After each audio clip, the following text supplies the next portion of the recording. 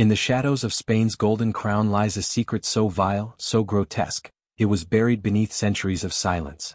Ferdinand VII, a king whose name whispers through history not for glory but for depravity. A man who turned palaces into chambers of horror, whose desires twisted the soul of a nation. This is no tale of mere scandal, it's a descent into the abyss of human corruption, where royalty cloaked their sins in divine right. You're about to uncover truths so dark, they'll cling to your thoughts like damp rot. Where are you watching from, brave soul, as we tear back this forbidden veil? If you dare to walk this path, hit that like button and subscribe. It's your first step into a journey that will change how you see power forever. Ferdinand VII, born in 1784, was no ordinary monarch. Known as El Deseado, the Desired, by a Spain desperate for salvation, he became El Rey Felon, the Felon King. His reign from 1813 to 1833 wasn't just a betrayal of his people, it was a masterclass in perversion, a king who wielded power to indulge his darkest impulses. The Spanish monarchy, draped in Catholic piety, hid a festering wound. Ferdinand's court was a labyrinth of whispered conspiracies, where loyalty was a mask for fear. His own mother, Maria Luisa, and her lover, Manuel Godoy, despised him, sowing seeds of resentment that would bloom into treachery. By 1807, at 23, Ferdinand was already plotting against his own father, Charles IV, reaching out to Napoleon, Spain's enemy, for aid. This wasn't youthful rebellion, it was treason fueled by a heart blackened by envy and lust for control. The palace walls didn't just hold secrets, they screamed them. Servants spoke in hushed tones of Ferdinand's private chambers, where rituals of power blurred into something far more sinister. Whispers of twisted acts, too obscene for the history books, circulated among the elite. His appetites weren't just political, they were primal, unnatural, a king who saw his divine right as a license to defile. As we step deeper into this shadowed history, prepare yourself. The truth about Ferdinand VII isn't just disturbing, it's a mirror to the darkest corners of human nature. The air in Madrid's royal palace was thick with betrayal. Ferdinand VII, barely a man, had already tasted the venom of his family's hatred. His mother, Maria Luisa, called him weak, a puppet unfit for the throne. Yet it was Ferdinand who wove the first threads of a darker web. In 1808, he seized power by forcing his father's abdication, a coup cloaked in filial piety but dripping with ambition. The Spanish people cheered, blind to the monster they'd crowned. Ferdinand's rule began not with governance, but with obsession, control over bodies, minds, and souls. His court wasn't a place of diplomacy, it was a stage for his perverse whims, where loyalty was bought with fear and silence. Whispers grew louder. Nobles spoke of late-night gatherings in Ferdinand's private quarters, where candlelight flickered on walls stained with secrets. These weren't mere feasts, they were rituals, grotesque parodies of Catholic sacraments. Servants, sworn to secrecy, vanished if they spoke too freely. One account, buried in a dusty archive, describes a young page boy, no older than 15, trembling as he recounted the king's unholy demands. The boy was never seen again. Ferdinand's desires weren't just carnal, they were a twisted alchemy of power and degradation, a king who saw his subjects as playthings in a divine game only he understood. The Church, Spain's moral anchor, turned a blind eye. Bishops, indebted to Ferdinand's favor, blessed his reign while ignoring the screams echoing from the palace depths. This was no accident. Ferdinand knew the Church's price. He dangled absolution like a carrot, ensuring their silence. His marriages, for in total, were facades. His first wife, Maria Antonia, died under mysterious circumstances in 1806, her body frail, her eyes hollow. Rumors swirled of poison, of a king who tired of her resistance. As we descend further, the truth grows uglier. Ferdinand's Spain wasn't just a kingdom, it was a prison. Its bars forged from fear, and Ferdinand VI's palace was no sanctuary, it was a mausoleum of secrets. By 1814, after Napoleon's betrayal and his restoration to the throne, Ferdinand's grip on Spain tightened like a noose. He abolished the liberal constitution, plunging the nation into absolutism. But his true dominion was in the shadows, where his courtiers, handpicked for their silence, became accomplices to his depravity. These weren't men of honor, they were vipers bound by fear and favor, enabling a king whose desires grew ever more grotesque. The royal court, once a beacon of Spanish pride, became a den of whispered horrors, where loyalty meant complicity in acts too vile to name. Contemporary accounts, carefully scrubbed from official records, hint at Ferdinand's obsession with control. He didn't just rule, he consumed. Young women, often daughters of lesser nobles, were summoned to private audiences. Those who returned bore vacant stares, their spirits broken. One diary, penned by a courtier's wife in 1815, describes a girl of 17, her wrists bruised, her voice reduced to a whimper after a night in the king's chambers. The courtier's wife vanished soon after writing those words. Ferdinand's rituals, veiled as royal privilege, were a grotesque mockery of divine right, blending lust with cruelty in ways that defied humanity. The Catholic Church, complicit in its silence, provided Ferdinand a shield. Priests, bribed with indulgences and gold, preached his divine mandate while ignoring the cries from the palace's lower chambers. Confessionals became tools of coercion, where sins were forgiven in exchange for secrets kept. Ferdinand's power wasn't just political, it was psychological, a king who understood how to break wills and bind souls. His reign was a masterclass in manipulation, using fear to silence dissent and desire to corrupt loyalty. As we descend deeper, the air grows colder. The truth about Ferdinand isn't just in his actions, it's in the machine of terror he built, a machine that crushed spirits as easily as it crushed rebellion. Version where the king's will was law, and his desires were a curse. Beneath the palace's gilded halls, Ferdinand VII crafted a world where his darkest fantasies became reality. By 1816, his private gatherings had evolved into something far more sinister than debauchery. They were ceremonies, meticulously orchestrated to feed his hunger for dominion. Courtiers described rooms draped in black velvet, lit by flickering torches, where Ferdinand presided like a high priest of perversion. These weren't mere orgies, they were rituals, blending Catholic iconography with profane acts, as if mocking the very God he claimed to serve. Participants, often coerced nobles or desperate commoners, were sworn to secrecy under threat of death. A rare letter, smuggled out by a terrified servant in 1817, speaks of the king's altar, a stone table where offerings weren't incense or wine but human dignity. Young men and women, handpicked for their vulnerability, were subjected to acts so degrading that survivors refused to speak of them. The letter hints at blood, not as sacrifice, but as a symbol of Ferdinand's absolute control, a king who saw himself as a god over life and soul. Those who resisted were broken. Some physically, others mentally. Their families threatened to ensure compliance. The church's complicity deepened. Bishops, aware of these blasphemous rites, turned away, their silence bought with land and titles. Ferdinand's genius lay in his ability to entwine sin with salvation, convincing his enablers that their loyalty was a holy act. His second wife, Maria Isabel, died in 1818, her death officially attributed to childbirth complications. Yet whispers among midwives suggested something far darker, a body marked by unnatural strain, a mind shattered by what she'd witnessed. Ferdinand's grief was theatrical, his tears a mask for indifference. This wasn't just a king indulging base desires, it was a systematic corruption of power, a deliberate descent into a moral void. Ferdinand's rituals weren't impulsive, they were calculated, designed to bind his inner circle in a web of shared guilt. Every participant became a prisoner, their silence ensured by the weight of their own sins. The palace, once a symbol of divine rule, had become a cathedral of horrors, its walls echoing with the ghosts of those who dared to defy the king's will. Ferdinand VII wore piety like a shroud, cloaking his sins in the sanctity of the church. To the public he was a devout Catholic, kneeling at Mass, funding monasteries and championing the Inquisition's return in 1814. But this was no faith, it was a weapon. The Inquisition, reborn under his command, wasn't just a tool to purge heretics. It was a machine to silence those who knew too much. Priests became spies, their confessionals traps for loose tongues. Anyone who whispered of the king's depravity risked the pyre, their families branded as traitors. In public, Ferdinand played the penitent king, his hands clasped in prayer, his eyes cast heavenward. But in private, his mockery of the divine was brazen. A hidden journal, discovered decades later in a Seville convent, describes a 1819 gathering where Ferdinand, drunk on power and wine, defiled sacred relics during one of his rituals. Chalices meant for communion were filled with substances too vile to name, used in acts that turned worship into sacrilege. The priests present didn't protest, they participated, bound by fear and ambition. Ferdinand's genius was in making the church his accomplice, twisting its moral authority into a shield for his atrocities. His third wife, Maria Josepha, a devout Saxon princess, was horrified by what she uncovered. Married in 1819, she expected a godly husband but found a monster.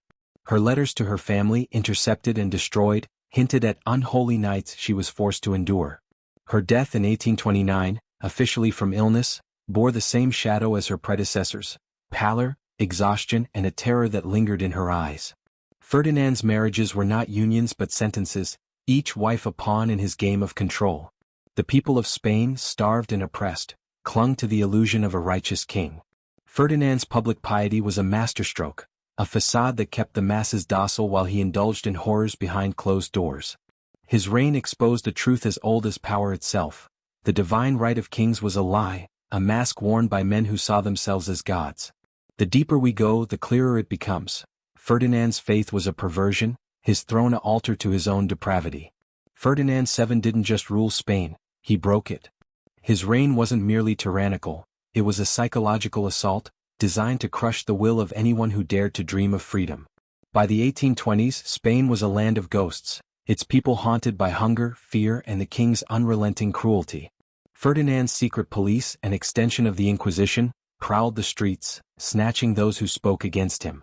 But his true power lay in the palace, where he shattered the spirits of those closest to him, turning allies into hollow shells. Survivors of his private rituals, those who lived, carried scars that never healed. A nobleman's account, hidden in a Barcelona archive, describes a young courtier forced to participate in Ferdinand's ceremonies. The boy, once vibrant, became a shadow, his eyes vacant, his speech reduced to monosyllables. Ferdinand delighted in this destruction, seeing it as proof of his dominion. He didn't just want obedience, he craved the annihilation of hope, the erasure of individuality. His court was a factory of despair, producing broken men and women who served as living warnings to others. Even his own family wasn't spared. His brother, Carlos, a potential rival, was kept under constant surveillance, his every move scrutinized. Ferdinand's paranoia turned familial bonds into chains, his love a twisted mockery that demanded absolute submission. His fourth wife, Maria Cristina, married in 1829, learned quickly to comply or suffer. Her diaries, heavily censored, hint at nights spent in dread, her role less a queen than a prisoner in Ferdinand's perverse theater. The king's psychological control extended beyond the palace. He revived old fears of divine retribution, using the church to convince peasants that rebellion was a sin against God. Sermons preached Ferdinand's sanctity while his dungeons filled with dissenters, their screams muffled by stone walls.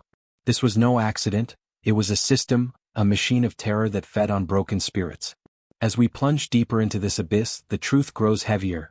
Ferdinand's reign wasn't just about power, it was about reshaping souls, bending them until they snapped, leaving behind a nation that knelt not out of loyalty but out of fear. You've followed this far, brave soul, into the heart of Ferdinand VI's darkness. Now we stand at a threshold. The truths we're uncovering aren't just history, they're a forbidden pact, a knowledge that binds us to the shadows. To continue, you must join us in this silent vow. In the comments below, type, "I see the truth," twice like a ritual chant, to lock in your transformation. This isn't just a comment, it's your initiation into the hidden, a mark that you've crossed into a world where innocence dies. Do it now and feel the weight of what you've learned. Ferdinand's power thrived on silence, a pact he forced upon his court. By 1823, after crushing a liberal uprising, his grip was absolute. His rituals grew bolder, held in secluded wings of the palace where even the walls seemed to weep. A smuggled report from a defected guard describes a 1824 gathering where Ferdinand, cloaked in a black robe, led a. Speaks of a final ceremony where Ferdinand, barely able to stand, demanded loyalty from his court in a room reeking of incense and fear. Blood, again, was central, not for sacrifice but for domination, a symbol of his unyielding grip. Isabella's reign would inherit this darkness. Raised in a court steeped in fear, she grew up under the shadow of her father's sins. Ferdinand's bloodline wasn't just corrupted, it was cursed, a legacy of perversion that would haunt Spain for generations. As we descend further, the truth becomes a wound. Ferdinand didn't just destroy his present, he poisoned his future, ensuring his horrors lived on in the blood of his heirs. By 1833, Ferdinand VI's palace was no longer a home of royalty, it was a haunted relic, its halls echoing with the ghosts of his victims. The air was heavy with the weight of unspeakable acts, the walls stained by secrets that refused to fade. Servants moved like specters, their eyes averted, their voices silenced by fear. Those who served Ferdinand didn't just witness his horrors, They carried them, their souls marked by what they'd seen and done. The palace wasn't just a building, it was a tomb, its every corner a reminder of the king's depravity. A rare account, found in a crumbling Cadiz library, describes the palace's lower chambers, where Ferdinand's rituals reached their peak. These rooms, hidden beneath trapdoors, were lit by flickering candles, their walls adorned with symbols that mocked the sacred. Here, Ferdinand's obsession with control became a descent into madness. Victims, often young and vulnerable, were brought to these chambers, their screams swallowed by stone. One survivor, a girl who escaped in 1832, spoke of the king's eyes, gleaming with a hunger that wasn't human. She died soon after, her body frail, her mind broken. The nobility, once proud, were now prisoners of their own complicity. Those who'd participated in Ferdinand's rituals couldn't escape the guilt that clung to them like damp rot. A duke, writing in 1833, described sleepless nights haunted by visions of the king's altar, the faces of those he'd failed to save. Even the church, Ferdinand's staunchest ally, began to fracture. A few priests, tormented by their silence, fled to remote monasteries, their confessions ignored by a hierarchy too corrupt to care. Ferdinand's final days were spent in this palace of ghosts, his body failing but his will unyielding. He demanded one last ritual, a final act of defiance against death itself. Those present described a king who laughed as he bled, as if mocking the heavens. The palace, once a symbol of Spanish glory, had become a monument to his perversion, its halls a testament to a reign that broke not just bodies, but the very soul of a nation. The deeper we go, the harder it is to look away from the horror. Ferdinand VII's death in 1833 didn't end his reign of terror, it immortalized it. As his body lay cold, Spain remained a prisoner of his legacy, a nation scarred by 2 decades of fear and perversion. His daughter, Isabella II, ascended at 3 years old, her regency a battleground for factions loyal to Ferdinand's dark vision. The palace, still reeking of his rituals, stood as a monument to his corruption, its halls whispering truths no one dared speak. Ferdinand's shadow wasn't just long, it was eternal, a curse that clung to Spain's soul. His rituals, though hidden, left echoes. A 1834 report, buried in a Granada archive, describes nobles who continued Ferdinand's ceremonies in secret, as if bound by a blood oath. These weren't acts of loyalty but of addiction, a perverse faith in the king's twisted gospel. The church, complicit to the end, erased records of his atrocities, replacing them with tales of a pious ruler. But the truth lingered in the eyes of survivors, in the silences of those who'd seen the king's altar. Spain's history was rewritten, but the scars remained. Ferdinand's psychological grip outlived him. His system of fear, spies, confessions, and rituals became a template for control, passed down to those who craved power. His daughter's reign, plagued by instability, bore the weight of his sins. Whispers of her mother's torment, of rituals that birthed her, haunted the court. Ferdinand had turned Spain into a machine of oppression, where truth was the enemy and silence the law. His death didn't free the nation, it deepened its chains. As we near the end of this descent, the truth is a wound that doesn't heal. Ferdinand VII wasn't just a king, he was a force, a darkness that reshaped a nation in his image. His perversion wasn't just personal, it was a philosophy, a belief that power justified all. His legacy is a warning. Unchecked power doesn't just corrupt, it devours, leaving behind a shadow that stretches across centuries. The palace still stands, its stones silent, but the horrors it witnessed whisper on, waiting for those brave enough to listen. You've walked the path of Ferdinand VI's darkness, seen truths that burn the soul. His name, erased from the worst of history's pages, lives in the shadows, a secret too vile for the light. This isn't just a story, it's a warning, a glimpse into the abyss of power unchecked. Ferdinand's Spain was a mirror, reflecting the horror of what men become when divinity is their excuse.